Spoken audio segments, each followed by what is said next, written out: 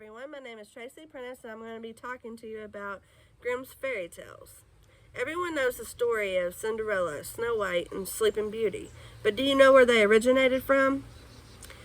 Fairy tales such as Grimm's fairy tales are more detailed, darker, and they don't end in such a happy ending.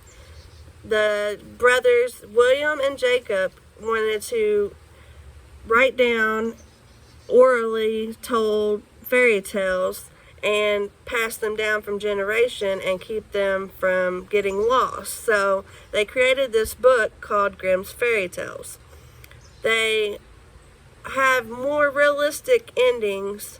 They teach good morals, and they don't teach that beauty is the ultimate goal.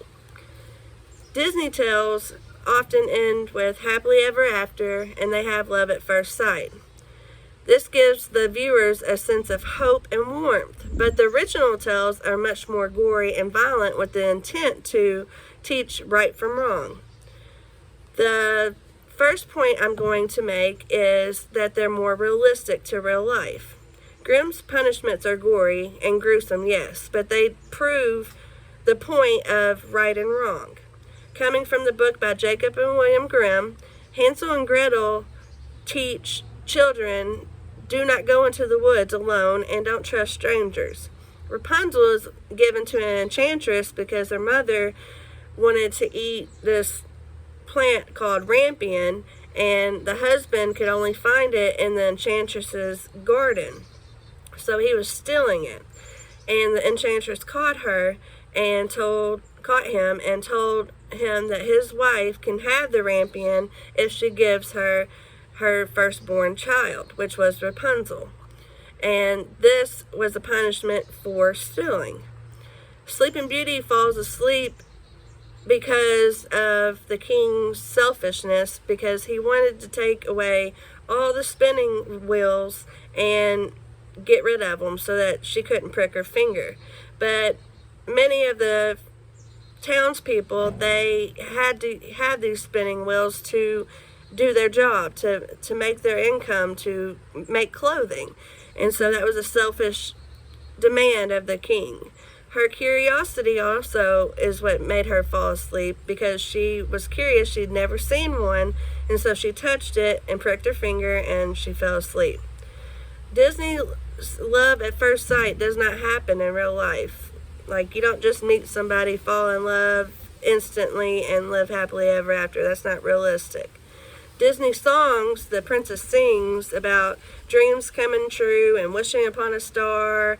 These are not realistic as well, because you can't wish upon a star and everything be okay. That's just not realistic either. My second point is Grimm's fairy tales teach good morals. Cinderella's sisters cutting off body parts to trick the prince, and then at the end they get their eyes gouged out by birds as a punishment for being deceitful, demanding, and mean.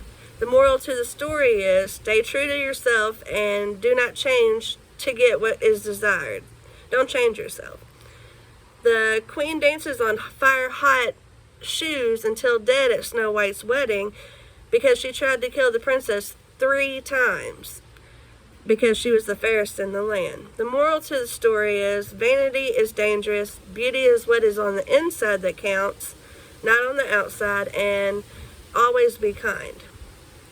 The Princess and the Frog, the story from Grimm's fairy tales, is called The Frog Prince, and the princess makes a deal with the frog to get a golden ball that she dropped in the well out. And the frog made a deal and said, I will get the ball out if you become my companion for life. So the moral to this story is don't make rash decisions and stay true to your promises. My final point is that Disney teaches that beauty is the ultimate prize, that being beautiful is the only thing that really matters. Amanda Rutherford, a professor at Auckland University in New Zealand, and Sarah Baker, a senior lecturer at the same university, wrote an article about that Disney gives the interpretation that the value of worth is based off the princess's ability to attract men. Cinderella, Snow White, and Aurora are found to be high worth by the princes because of their beauty and form. Cinderella has blonde hair, blue eyes, small feet, and the gift of song. The villains in the story are the stepsisters. Their feet are abnormally big, and they have big noses. The fairies on Sleeping Beauty give the gift of beauty and song. The prince falls in love with the princess because of hearing Aurora's song. The villain in the story is Maleficent, and she turns into a scary dragon. Snow White is described with lips red as a rose and white as snow. This gives the image of beauty.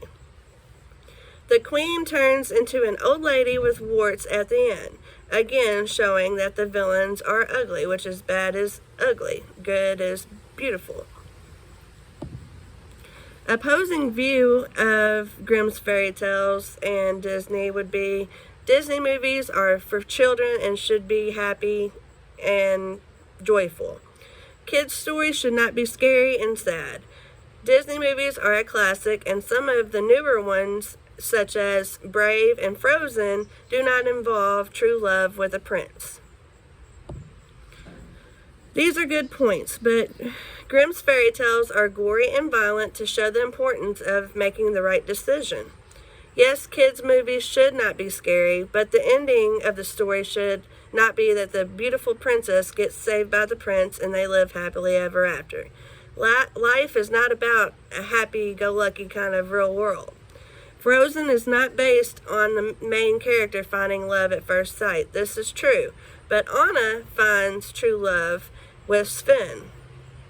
The movie Brave's main point is the mother is trying to change her daughter's appearance to get male suitors to want to marry her. There are bad people in life, and people must make choices. The choice of good is what counts. The choice of beauty over brains, money over character, or even to invite a stranger into the house or not, this is where the stories come to play. Grimm's fairy tales are more realistic because there is no love at first sight. The morals of the tales have punishments for the villains, and Grimm's teach to be kind, do not be vain, and do not make promises that you do not intend to keep. Disney focuses on beauty being the ultimate prize, and what is important most princesses are images of beauty and being saved. Just a side note, but other tales, like Grimm's fairy tales, have similar tales as well.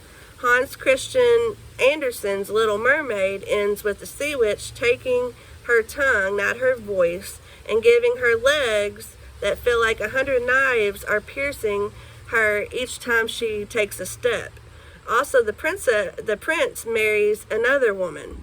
Ariel is given this ultimatum: if she wants to live, that she has to kill the prince. She does not follow through with this and is sentenced to 200 years of doing good deeds for others.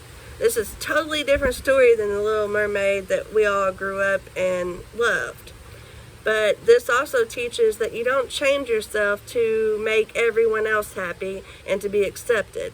These are my main points as to why Grimm's fairy tales are better stories than Disney. Thanks.